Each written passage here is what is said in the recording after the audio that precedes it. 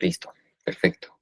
Comenzamos con nuestra grabación de esta sesión número 27 ya de nuestro cineclub Nuevo Cine.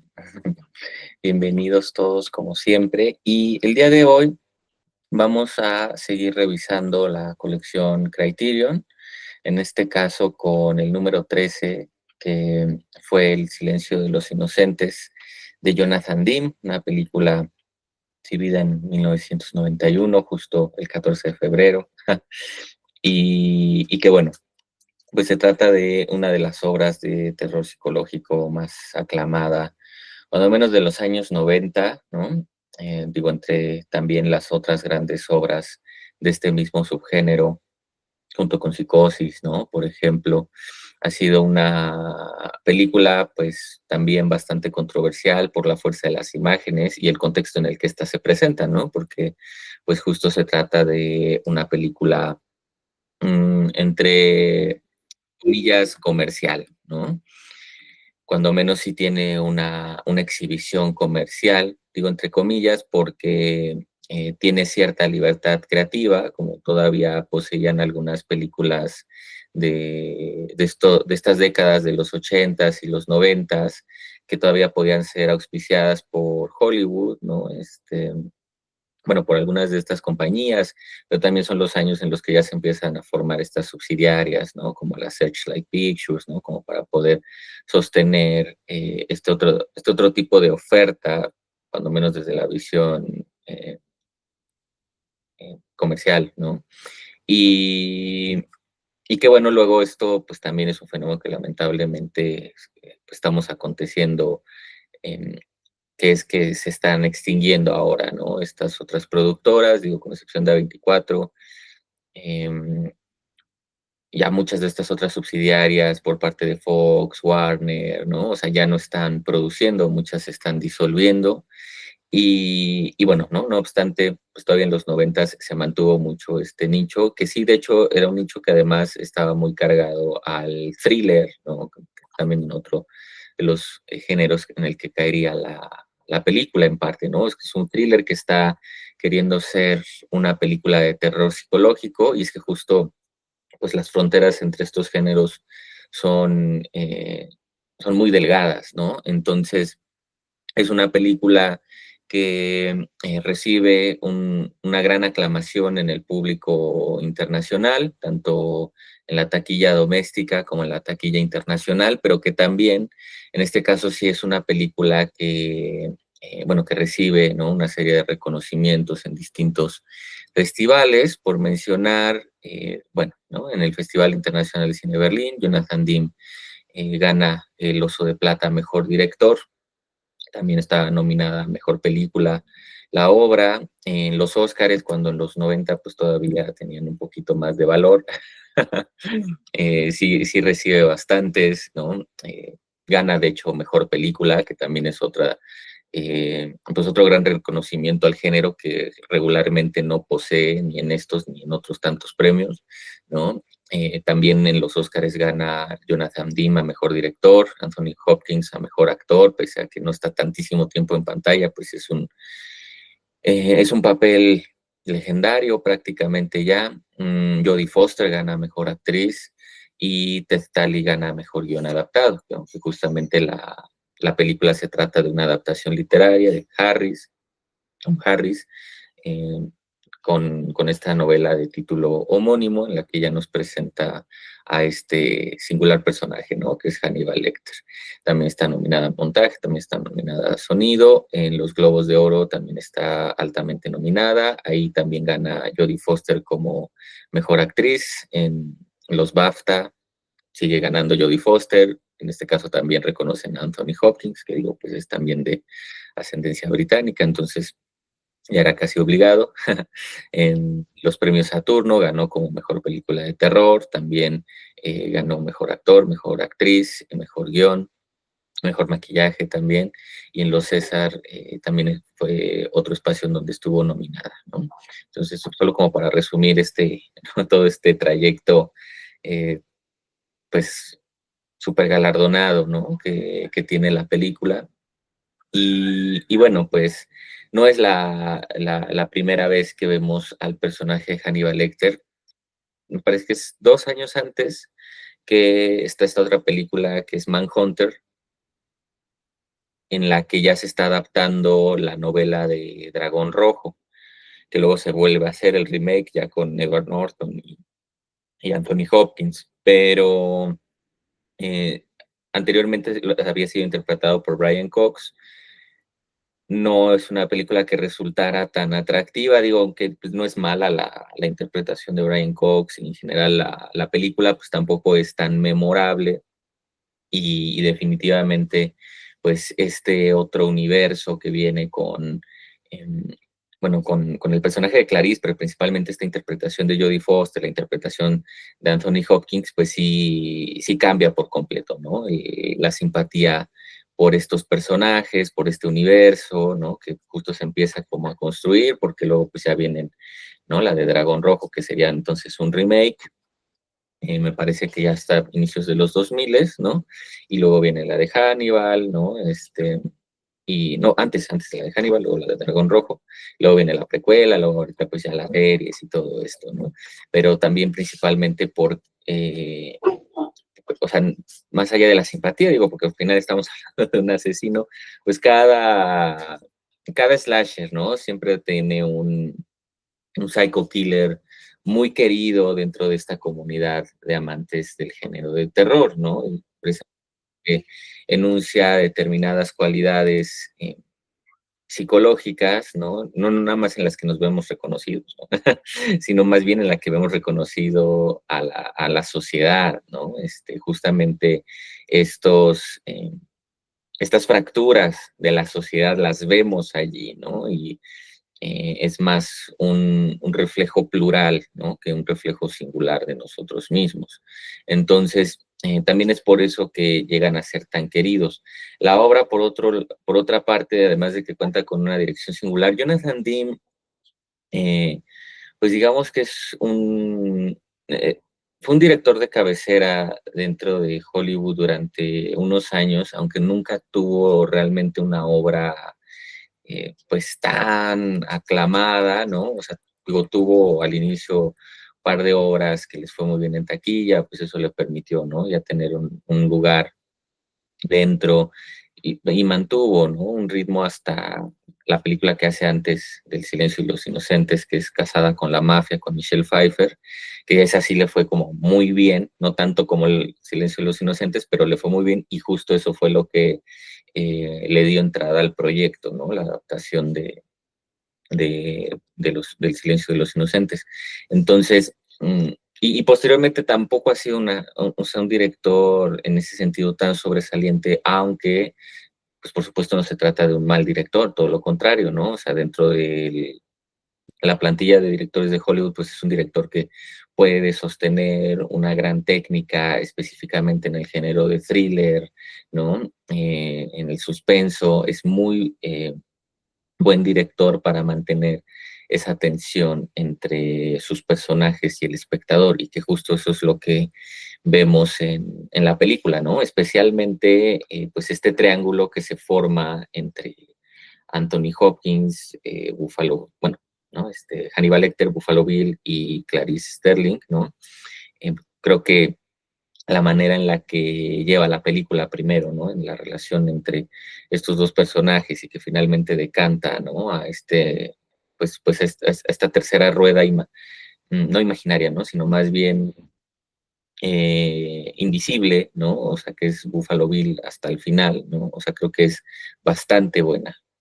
Y tanto por dirección, ¿no? De actores, como por interpretación de los mismos, como por el lenguaje cinematográfico de la obra. Por un lado, y bueno, ¿no? Iba a comentar otra última cosa, pues ahorita me acuerdo.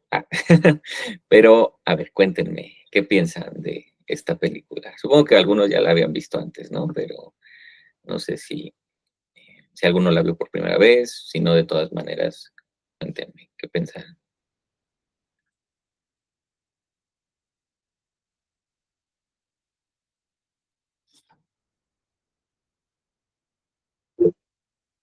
Joana. Hola, buen día. Yo, por ejemplo, ya la había visto antes, pero en español y ahorita sí la vi subtitulada.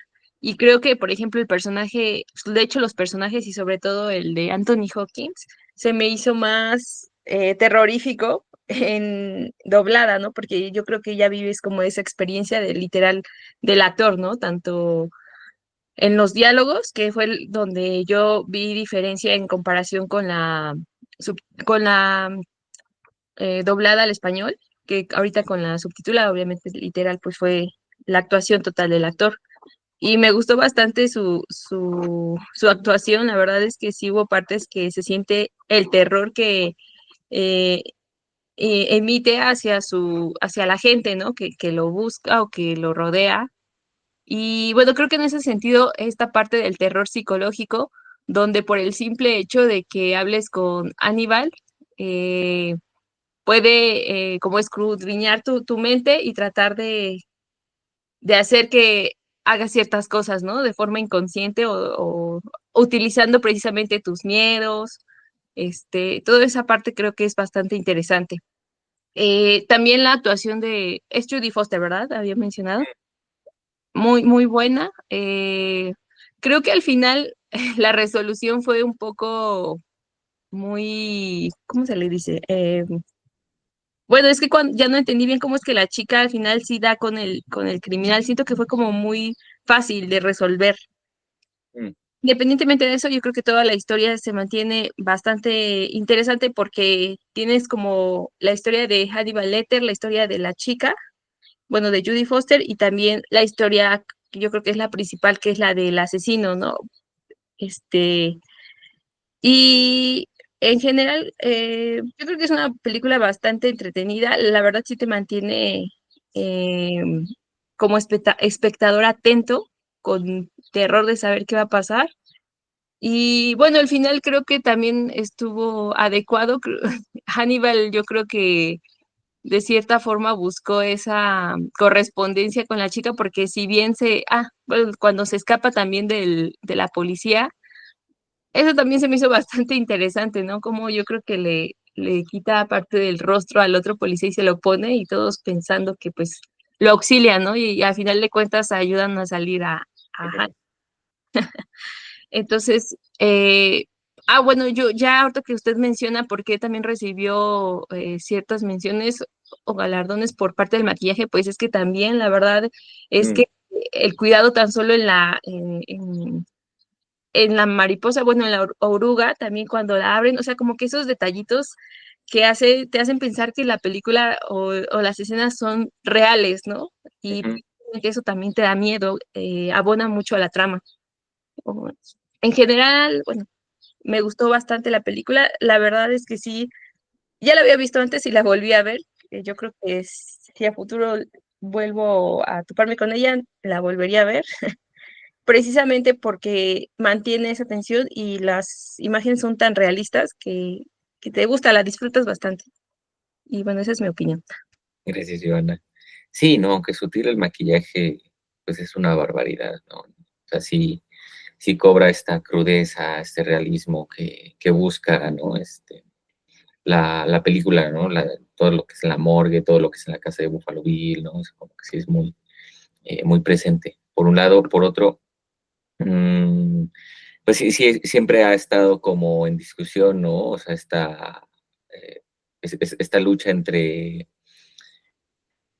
personajes, ¿no? O sea, entre las fuerzas antagónicas que vendrían siendo Hannibal Lecter y Buffalo Bill, porque, pues sí, la película realmente es de Buffalo Bill, ¿no? O sea, tendría que ser narrativa y dramáticamente hablando la fuerza antagónica principal. No obstante, pues tiene tal encanto, ¿no? Tiene tal presencia el personaje de Hannibal Lecter como la interpretación de Anthony Hopkins, que me parece que justo en la película es más por la interpretación de Anthony Hopkins que rivaliza mucho esa fuerza, ¿no?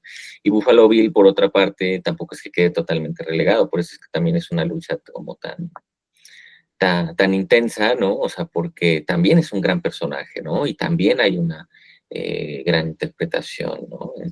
Pues es muy memorable, ¿no? Y la, la escena, ¿no? Precisamente pues del autodiscurso, ¿no? Y esta identidad que adopta, ¿no? Con la canción de Goodbye Horses, que también cabe decir que la película la hace legendaria en muchos sentidos, ¿no? En este caso de Lazarus Q, una cantante afroamericana, que también es muy interesante, ¿no? Ahorita está el documental en la Cineteca, se estrenó este año, porque justo Jonathan Dean conoce a la cantante en un servicio de taxi, ¿no? Y así, ¿no? O sea, es como de, pues mira, yo escribo, ¿no? Toco, hago música, ¿no? Y le enseña su demo, ¿no? Y Jonathan Dean queda pues impactado. Todavía no estaba la canción, pero o sea, las otras canciones ya le impactan bastante. Y entonces, pues es que como que empieza a haber una colaboración, incluye algunas de sus canciones en esta película que fue la anterior, la de Casada con la Mafia. Y es para esa película que ya Lazarus Q hace la de Goodbye Horses. También sale en la película anterior de Jonathan Dean y sí, pues tuvo popularidad, pero no como la que cobró ya en esta otra película, ¿no?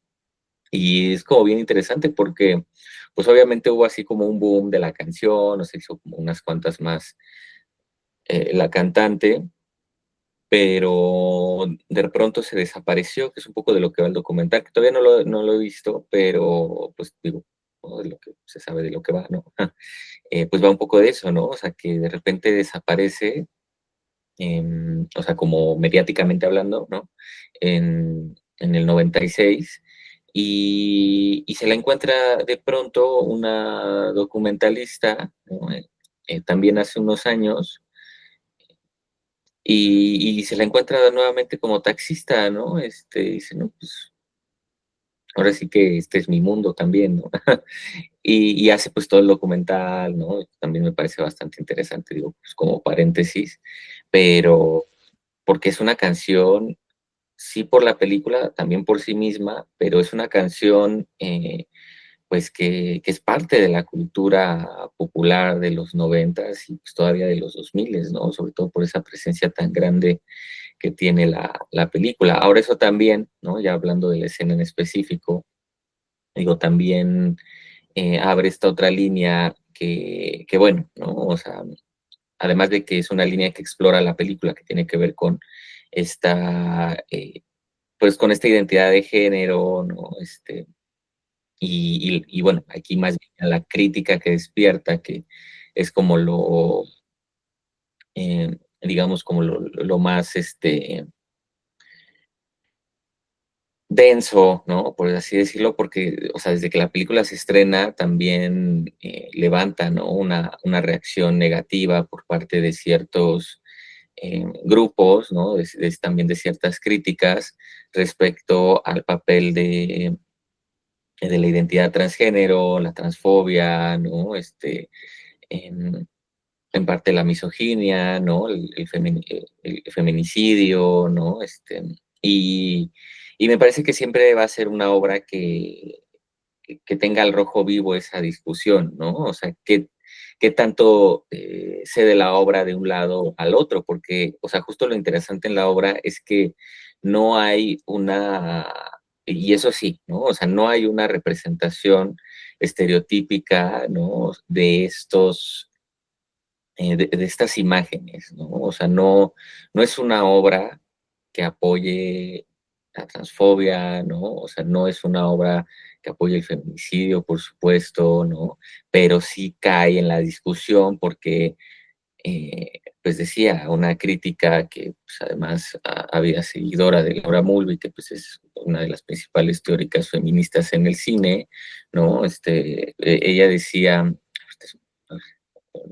sí, Betty Friedan, ella decía que, pues que era alarmante, ¿no? O sea, que la película haya tenido esa exhibición y ese éxito, este, precisamente por ser una película que muestre de esa manera tantos feminicidios, ¿no? Entonces, mm,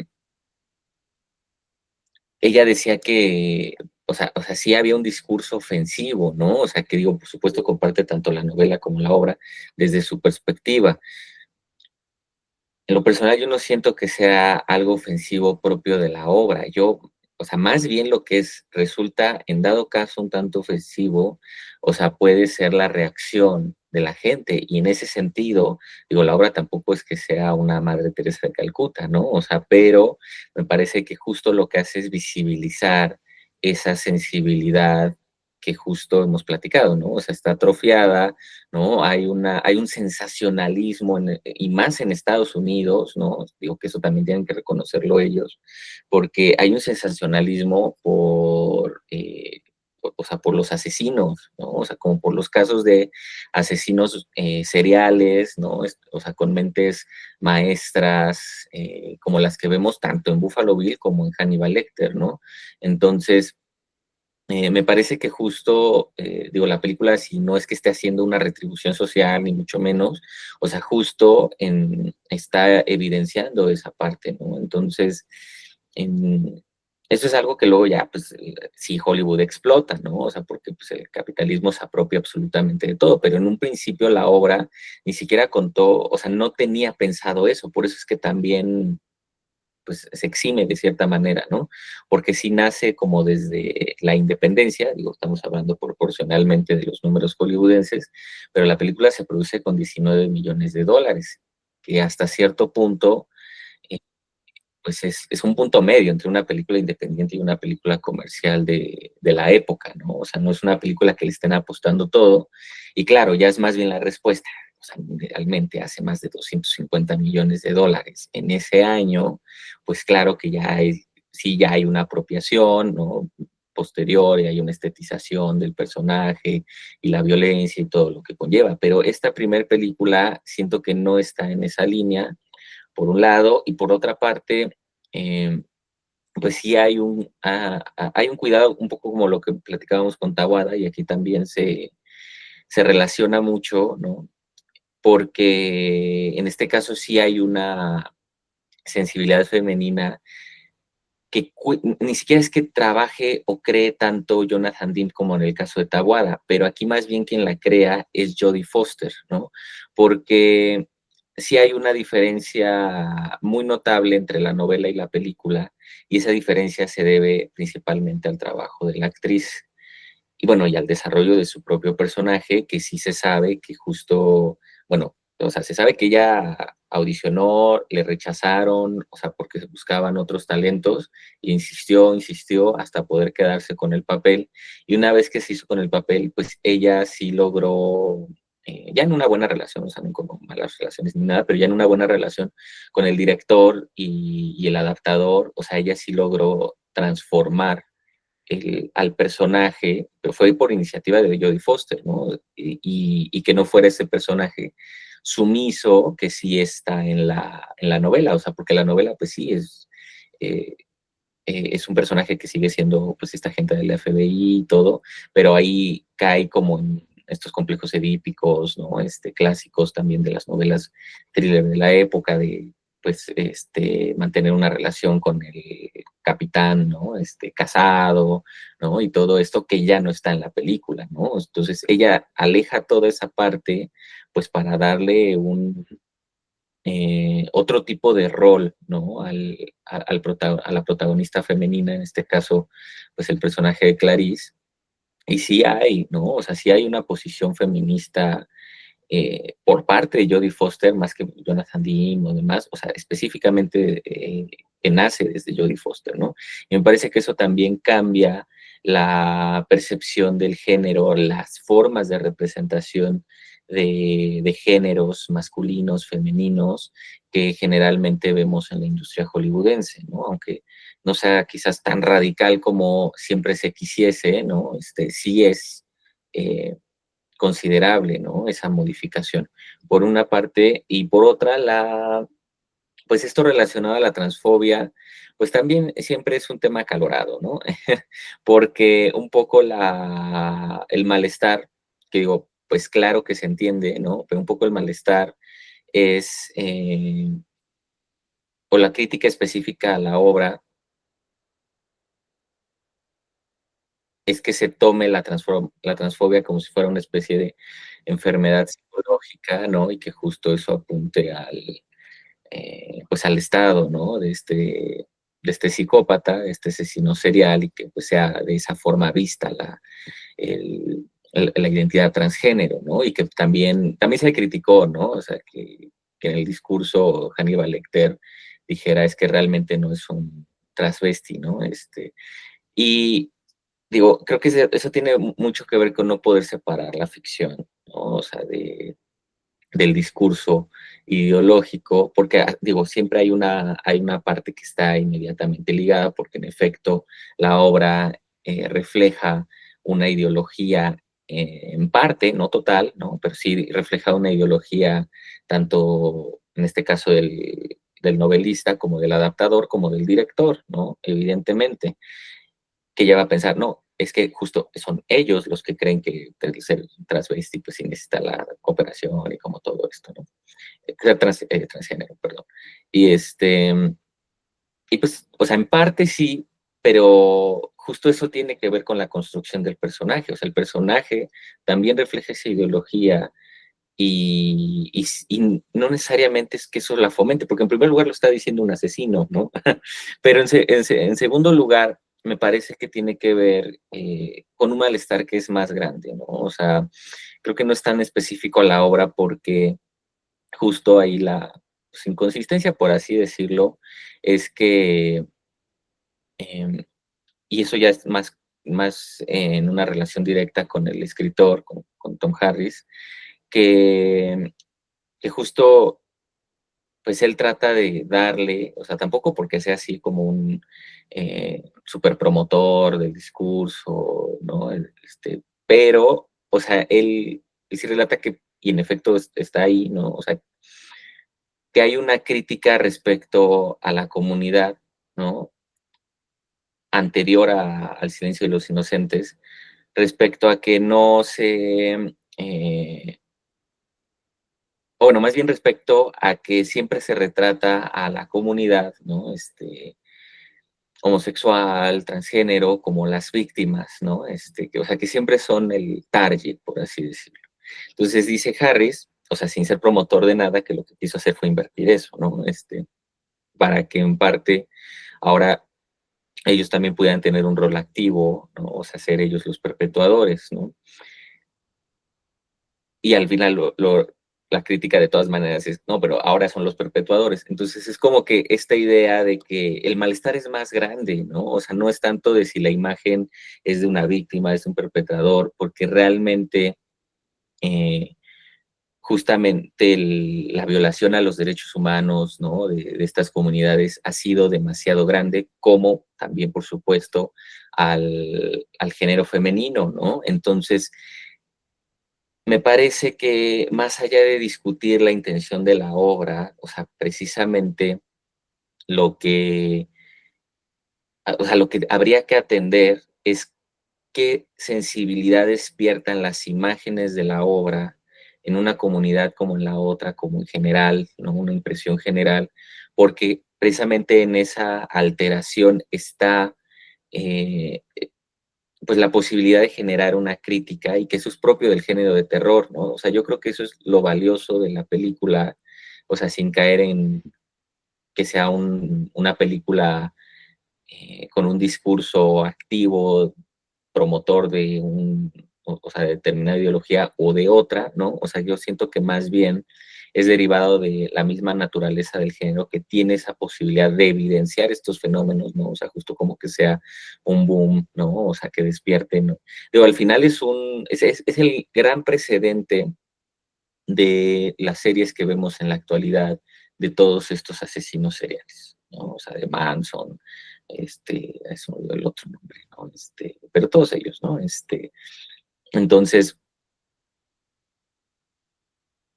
Aquí, por otra parte, no hay estetización, como sí lo hay en todas las películas posteriores o en todas estas adaptaciones. Con estetización me refiero precisamente a esta idealización o sea, con formas bellas de la psique de los asesinos, de la representación de los mismos, de los eventos, etcétera, ¿no? O sea, sino que más bien, o sea, hay una imagen invisible que trabaja la película, o sea, que pues no nos muestra más que pequeños guiños precisamente para empezar a asumir esa imagen repulsiva, ¿no? Pero bueno, ¿qué piensan? Cuéntenme.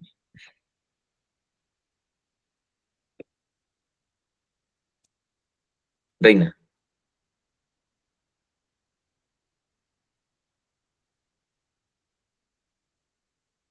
Ay, perdón, se le cambió.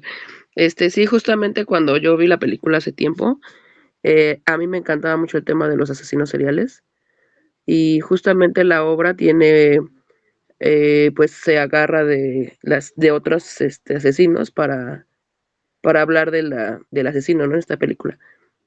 Y para mí fue muy enriquecedor porque, por ejemplo, la escena donde él secuestra a la chica era algo que hacía Ted Bundy, ¿no? De hacerse pasar de hacerse pasar como un inválido o algo, y las subía al coche y ahí pues era como las secuestraba.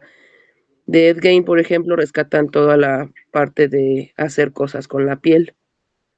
Y de hecho, pues sí, hay muchas referencias a otros asesinos seriales, ¿no? También, cuando le están investigando al asesino, y bueno, para mí eso fue lo más padre de la obra, que retome otros casos que sí son reales, que sí se basan en temas reales, y la construcción del personaje tal cual, ¿no? De cómo, de por qué hace las cosas, de cómo actúa, de por qué pone la mariposita, ¿no? En la garganta.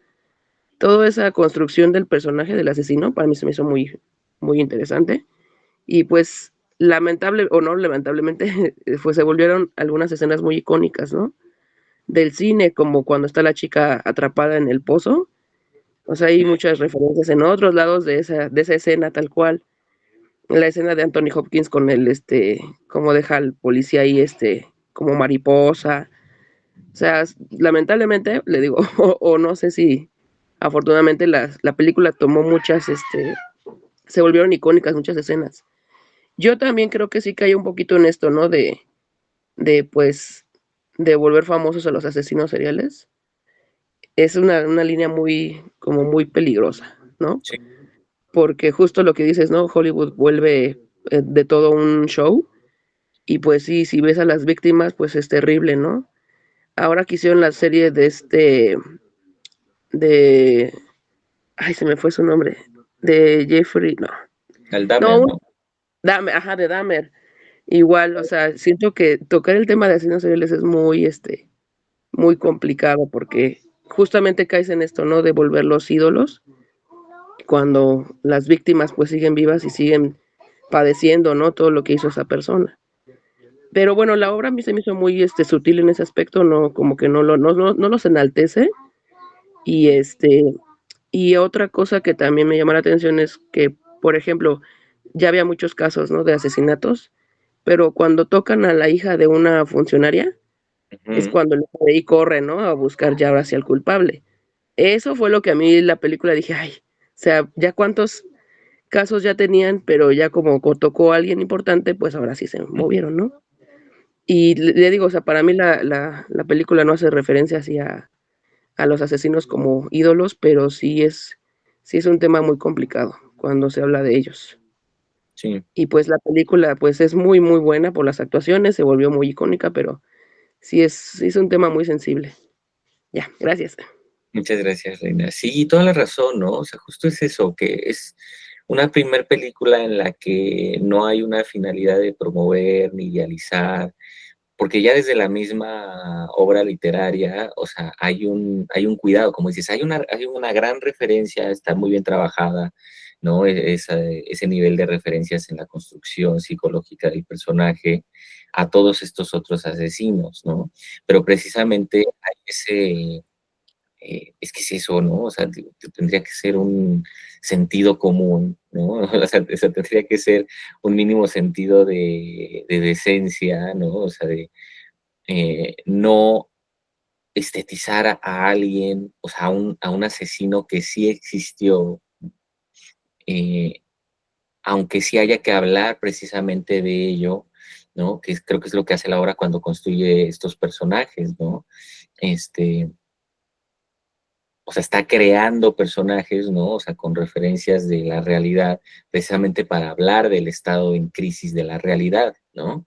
Pero lo que hace Hollywood después del éxito de Silencio de los Inocentes, pues es todo lo contrario, o sea, precisamente es perder este nivel mínimo de decencia e integridad con, bueno, el respeto, ¿no? Hacia todas las personas víctimas, familiares, ¿no? O sea, de las víctimas de todas estas personas, ¿no? Y entonces hacen ahora estas series, ¿no? De Dahmer, de Manson, de Bondi, ¿no? Y dices, o sea, ¿de qué se trata, no? O sea, en qué cabeza cabe? O sea, ¿en qué cabeza tan reducida, que por supuesto es la de Hollywood, o sea, cabe hacer estos materiales, ¿no? Y justo El Silencio de los Inocentes pues, sigue siendo una película delicada, que podríamos pensar que propicia esto, pero no es porque la película como tal lo propicie, o sea, es porque en efecto el capitalismo es capaz de apropiarse absolutamente de cualquier discurso y promoverlo en pues en este sentido, ¿no? O sea, para simplemente sostenerse a sí mismo, ¿no? Entonces, sí es muy lamentable, ¿no? O sea, como dices, que muchas de estas imágenes más bien hayan sido capturadas, no que pervivan como tal, porque justo ese es un rasgo propio o sea, de la imagen cuando es creadora, que sí me parece el caso de la película. Por eso, o sea, Dragón Rojo, pues como que sí, ¿no? O sea, más bien es la composición literaria la que es muy buena, pero, y bueno, otra vez la actuación de Anthony Hopkins, todo esto, Hannibal también, pero ya no son lo mismo, ¿no? O sea, ahí sí ya se ve como esa mala intención detrás pues de la industria, ¿no? O sea, ya son esos super blockbusters y El Silencio de los Inocentes, pues no se sabía lo que iba a hacer, ¿no? O sea, no se sabía si iba a tener éxito o no, porque pues la película anterior la de Hannibal, ¿no? La de Manhunter, pues esa, pues no le fue bien así, ¿no? O sea, como que recuperó y ya. Mm, ay, no me acuerdo si alguien más había levantado la manita. Cuéntenme. Ah, Joana. Sí, ahorita que mencionan de las víctimas, yo creo que a lo mejor el problema de estas, bueno, al menos, de esta película o de otras, es que le quitan mucho protagonismo a las víctimas. No logran hacer que el espectador conecte realmente o sienta lástima o tristeza o compasión por las víctimas. En el caso de aquí de la película de Los Inocentes, El Silencio de los Inocentes, yo, en lo personal nunca sentí empatía por la víctima. Yo creo que era una persona grosera, porque incluso cuando la intentan rescatar la policía, le empieza a gritar de groserías, ¿no? Digo, entiendo su desesperación, pero no sé, no logré conectar con la víctima. No, quizá ese es un error, digo, a final de cuentas fue parte ficción, pero, y lo digo como espectador así del cine, ¿no? Ya en la realidad, yo creo que las personas pues sí sentimos bastante sensibilidad por las víctimas, ¿no? Pero bueno, ya específicamente en el tema del cine, la película, yo creo que el problema es que no logramos conectar con las víctimas para sentir mayor empatía o esa sensación de su sufrimiento, ¿no? Eh, bueno, esa es mi intervención. Impresiona. Pues ahí hay dos puntos importantes, ¿no? Digo, uno, sí tienes toda la razón, o sea que, pero más en estas otras obras, justo en las que promueven esta estetización de la violencia, que en efecto no hay un espacio para las víctimas y justo todo se va a la idealización de estas mentes criminales, ¿no? Eso sí es verdad. Aquí en la película, ¿no? O sea, yo creo que tiene que ver con que más bien no está cayendo en los recursos propios del melodrama, ¿no? O sea, que sería eso, ¿no? O sea, que sería esa moralización de la víctima. La víctima siempre es buena. Yo creo que también no habría que caer en eso, ¿no? En eso sí hay que también marcar o sea, una línea en la que hay que separarnos de la moral, ¿no? O sea, como de esta cuestión de lo que está bien, lo que está mal, la víctima siempre tiene que ser la buena, ¿no? El perpetrador siempre tiene que ser como el malo en un sentido moral, ¿no? O sea, creo que eso es lo que no hace precisamente eso es lo que está desafiando la película, ¿no? Con el personaje, bueno, y la novela, con el personaje de Hannibal Lecter, ¿no? O sea, tiene que ver, ¿no? Justo con la contratación de Anthony Hopkins, ¿no? Que cuando lo seleccionan para ser pues, quizás uno de los candidatos, ¿no? Para darle vida ahora a Hannibal Lecter, pues él lo ve, ¿no? Y dice, este es un personajazo, ¿no? O sea, sí quiero hacerlo. Y justo Dean le dice que lo contactó por su papel en El hombre elefante de David Lynch. Y Hopkins le dijo así como, bueno, pero es que ahí era un hombre bueno, porque como que no entendía esa relación, ¿no? Y justo es esa parte que es más ética que moral, ¿no? O sea, le dice Jonathan Dean, bueno, pues es que Hannibal Lecter también es un hombre bueno, pero con una mente distorsionada, ¿no? Y yo creo que eso es lo valioso de la película, o sea, como atender, ¿no? A esa ambivalencia humana, ¿no? O sea, esa contradicción que eso es lo que sostiene la película. Esa primera película por eso es tan buena, o sea, porque mantiene la contradicción eh, entre ética y moral, ¿no? O sea, una persona, ¿por qué es buena, por qué es mala, ¿no? Y justo salirnos de esos estereotipos.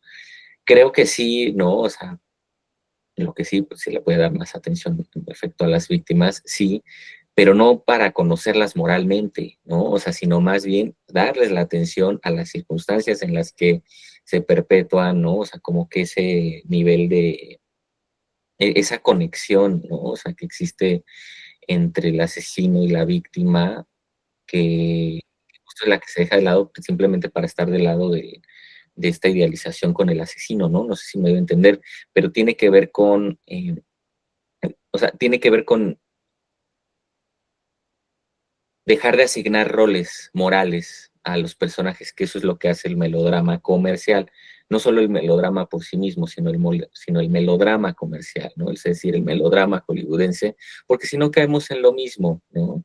Y no hay crítica, ¿no? O sea, no se separa realmente que pues ahora sí que los valores heredados judío-cristianos, ¿no? O sea, que si hacemos bien nos vamos al cielo, ¿sí? O sea, no, o sea, seguimos cayendo en lo mismo, ¿no? Y no nos podemos adentrar a ver que en efecto estas mentes jodidas, ¿no? O sea, ahora sí, Bond, los de la realidad, y todo esto que encarna Hannibal Lecter, que son todos ellos, ¿no?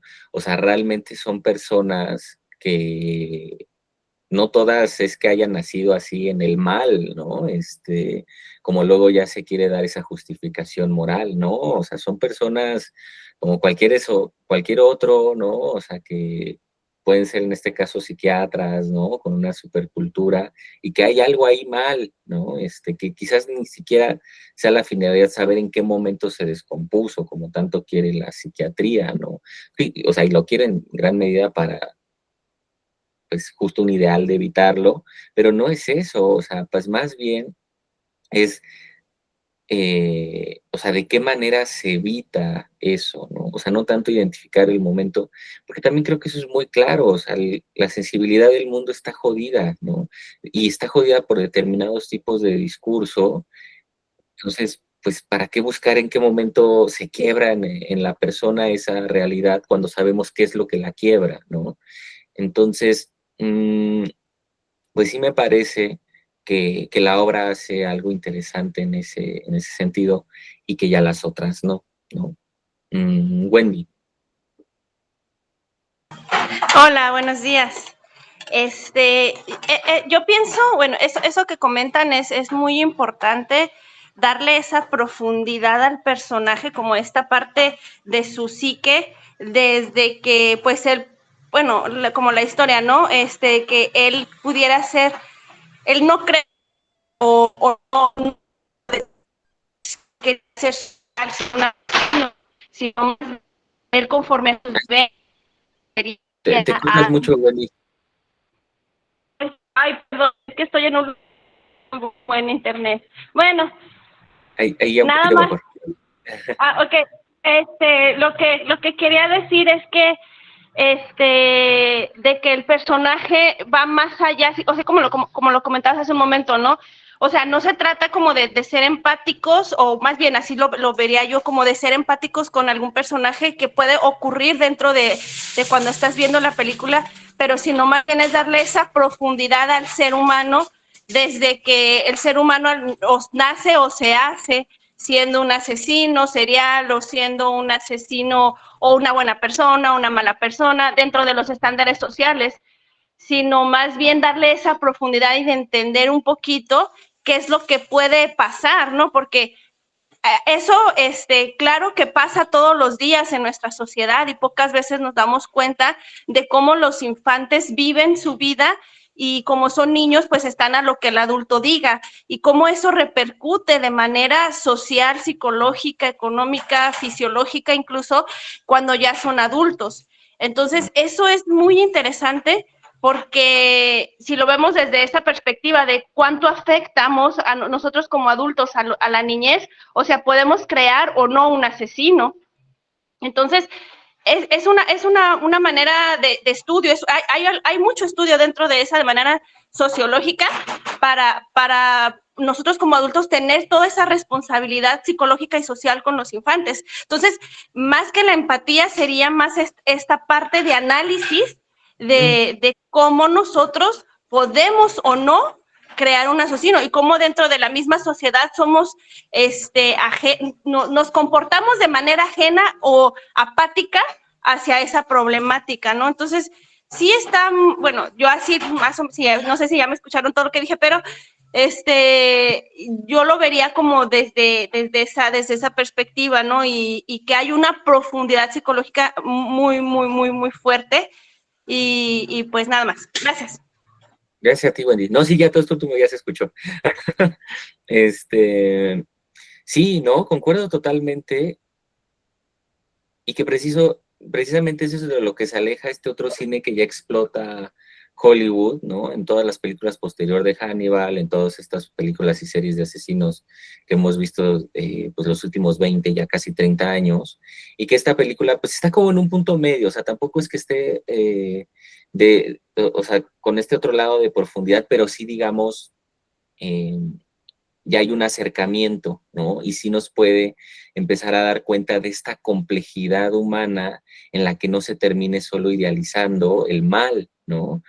O sea, ni idealizando ni banalizando, como dice Hannah Arendt, ¿no? Aparte, como que en esa época que fueron hechas esta película, no había, bueno, esa es mi perspectiva, no lo sé si así sea, pero creo que en esa época no se profundizaba tanto como en el aspecto psicológico del personaje o de los personajes antagónicos. Era más como se enfocaba más en contar la historia desde la perspectiva del director y que pues que fuera a lo mejor un tanto comercial y que sí fuera a pegar.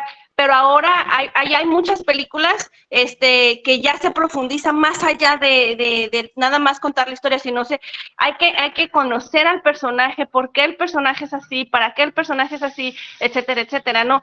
Creo que esa es mi perspectiva, porque luego he visto películas, y recuerdo cuando era pequeña que luego veía películas y me quedaban como muchos huecos, y luego ya ahorita las vuelvo a ver y siento los mismos huecos, y luego vuelvo a ver otra película y luego digo, mira, es que pudiera ser así, así, y ya tú como espectador, pues ya le pones como todos esos matices, ¿no? Que a lo mejor pudieran como faltar.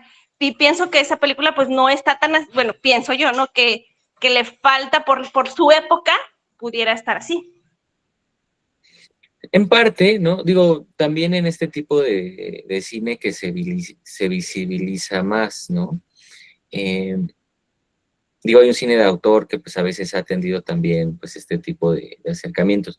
Tan solo M, ¿no? De Fritz Lang en los 30, pues ya es una película que está atendiendo pues estas situaciones, ¿no? El cine de Jan Epstein, ¿no? Y algunos otros, pero no el cine hollywoodense, ¿no? Que justo pues, es el que tiene la mayor atracción y demás, y precisamente también es el que queda de ver toda esta parte, ¿no?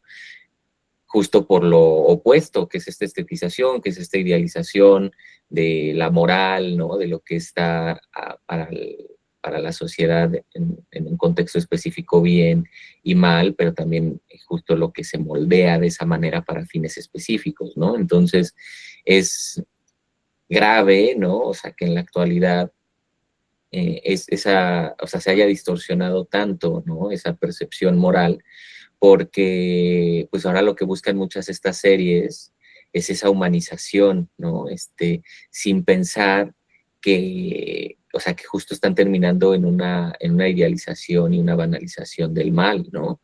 No es que se busque la humanización, o sea, sino que más bien es entender, como dice eh, ahorita Wendy, ¿no? O sea, es entender eh, lo bueno y lo malo en su contradicción de este perfil psicológico, que es lo que lo lleva, ¿no? O sea, a cometer esos crímenes, pero sin caer como en el discurso, pero también es humano, ¿no? Y, o sea, ahí es donde esto se pierde, ¿no? O sea, se pierde la crítica y eso es justo lo que la obra tendría que mantener. El silencio de los inocentes me parece que abre la crítica, no la profundiza, pero está ahí, ¿no? Está latente, justo.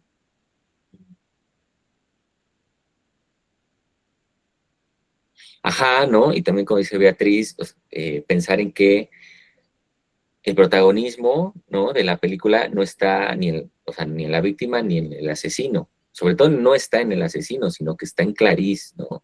Y eso es lo que también viene reivindicando muchos roles sociales, ¿no? O sea, como la perspectiva de género, que también es de las partes valiosas e interesantes, ¿no? ¿Qué más? ¿Quieren comentar algo más?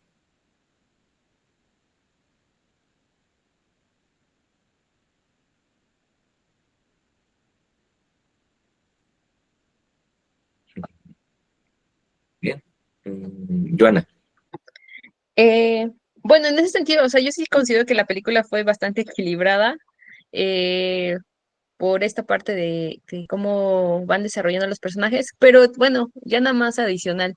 En el desarrollo que está entre Aníbal y Clarice, de repente yo creo que pensé en Harley Quinn y el Joker, ¿no? Yo creo que si lo hubieran usado este de elemento como se fue desarrollando hubiera sido interesante, porque de cierta forma sí había cierta, bueno, interacción, un vínculo entre estos dos personajes que fue muy interesante.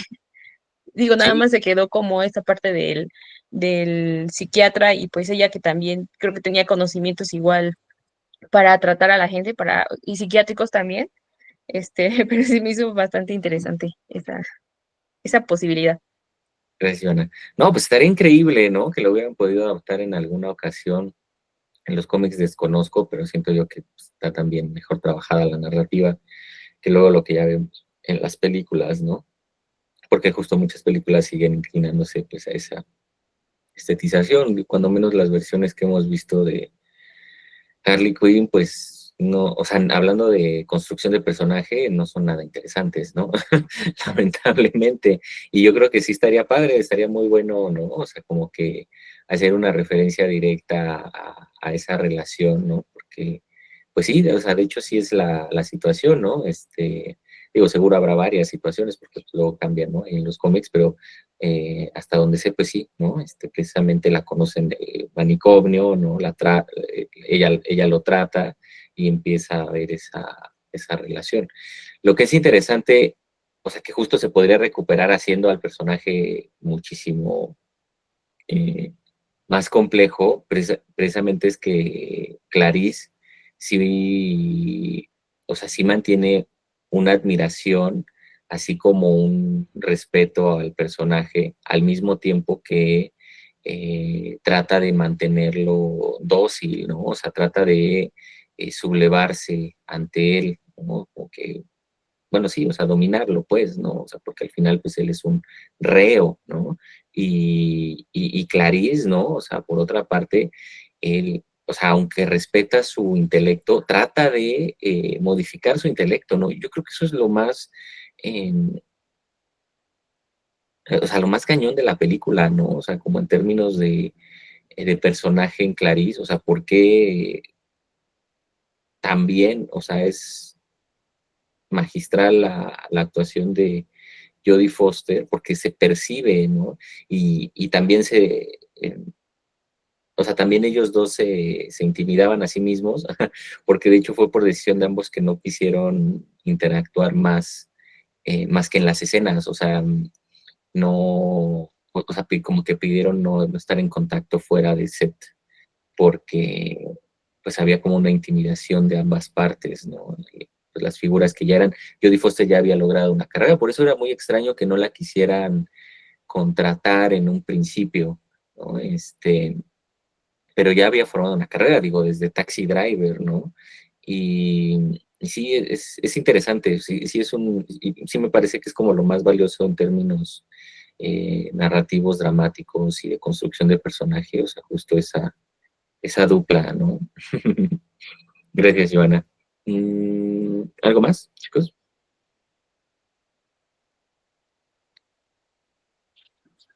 Todo súper. Bien, entonces, bueno, pues vamos a dejar aquí nuestra sesión. Para la próxima semana vamos a revisar una película filmada en México en el 68 también, y que justo después de Los Caifanes es la segunda producción de Cinematográfica Marte, que es esta compañía también de la que ya hablábamos en su momento. En este caso, la película es Patsy, mi amor, de Manuel Michel, y bueno, pues se las estaré compartiendo ahí en el grupo y ya la próxima semana la discutimos, ¿vale? Entonces, vamos a dejar aquí nuestra grabación de hoy. Muchas gracias, como siempre, y nos vemos la que sigue.